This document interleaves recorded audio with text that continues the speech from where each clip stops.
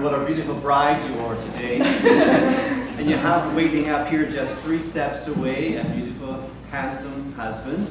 And we just want to welcome all of your guests and your family here today from Canada and from Australia. Welcome. And we're so delighted that you took time out of your busy schedule to be with this dear couple this afternoon. We are gathered here in this chapel as a community of family and friends to witness the marriage of this beautiful couple and to ask God's blessing upon their lives together. Gavin and Hillary, this is the day that you've chosen to become husband and wife. We, your friends, are not here only to witness your commitment to each other, but to ask God's blessing upon your lives together.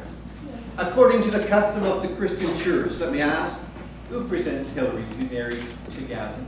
Her mother and I do. Thank you. You may be seated.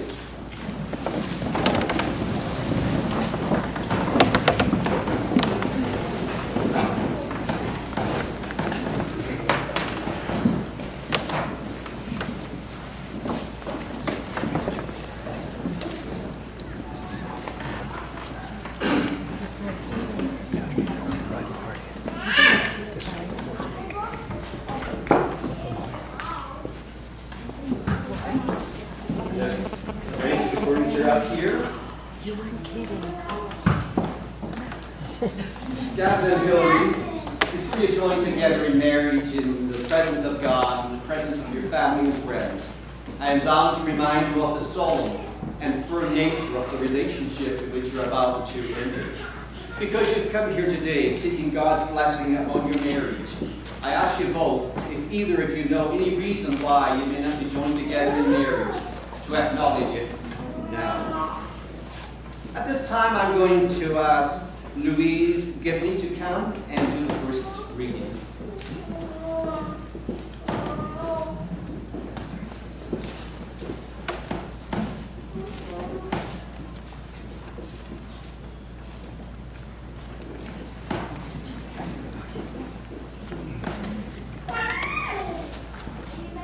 How Do I Love Thee? A poem by Elizabeth Barrett Browning. How do I love thee? Let me count the ways. I love thee to the depth and breadth and height my soul can reach. When feeling outside thee and to the being and the ideal grace. I love thee to the level of everyday's most quiet need, by sun and candlelight. I love thee freely as men strive for right. I love thee purely as they turn from grace. I love thee with the passion put to use in my old griefs, and with my childhood's faith. I love thee with the love I seem to lose with my lost saints. I love thee with the breath, smiles, tears of all my life. And if God choose, I shall love thee until after death. Thank you, Louise. At this time, I would like to ask the parents of Gavin and the parents of Hillary to stand. Hello, friends. Gavin and Hillary would like for me to take this brief moment on their wedding day and publicly thank you on their behalf for your unconditional love, your patience, and your influence that you have deposited in their lives over the years. They're standing here in this chapel this afternoon because of your dedication and your love for them. Thank you again for being there for them. They love and appreciate you very, very much. Thank you. You may be seated. Gavin, do you affirm your love for Hillary as you invite her to share in your life? Will you, through kindness, unselfishness, and trust, endeavor to achieve the perfect balance in this marriage? Will you always love Hillary, respect her, support her in sickness and in health, in the good times and in the bad times? Will you always be honest with her and faithful to her for the rest of your life? I do. I just want to make sure everybody. They heard you. It's so precious. Hillary, do you affirm your love for Gavin as you invite him to share in your life? Will you, through kindness, unselfishness, and trust, endeavor to achieve the perfect will of God in your marriage? Will you always love him, respect him, and support him in sickness and in health, in the good times and in the bad times? Will you always be honest with him and faithful to him for the rest of your life? I do. She said, I do.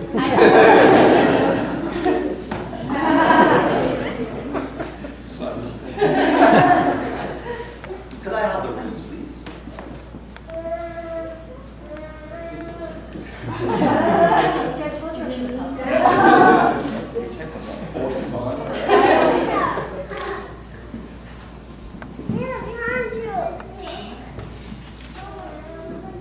Friends, I have here two beautiful rings. For centuries, these little bands of gold have been a symbol of wedded love. They are made of pure gold to symbolize pure love. They are one unbroken circle indicating unending love. Gavin and Hillary, whenever you look down at your hands and see those precious little bands of gold, may they always remind you of the day when you pledge your love one to another. Gavin, I want you to take this ring and place it on Hillary's finger.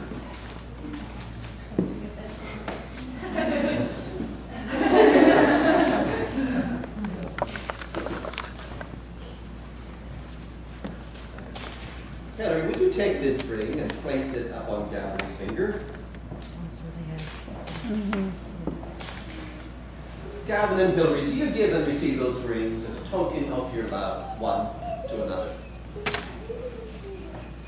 Friends, at this time we're going to sign some legal documents, and Lisa, Hillary's sister, is going to sing any song.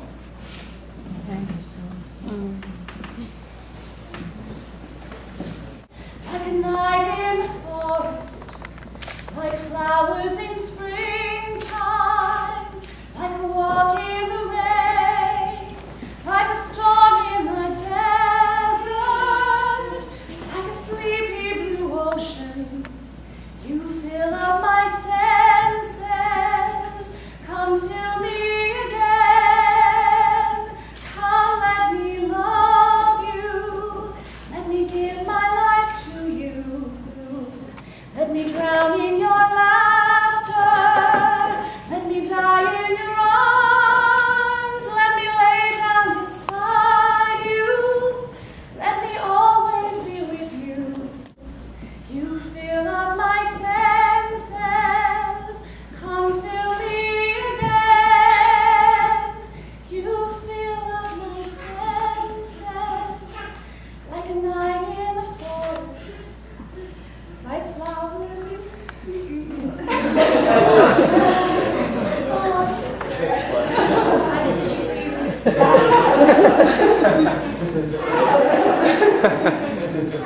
Like a walk in the rain, like a storm in the desert, like a sleepy blue ocean. You fill up my senses, come fill me again.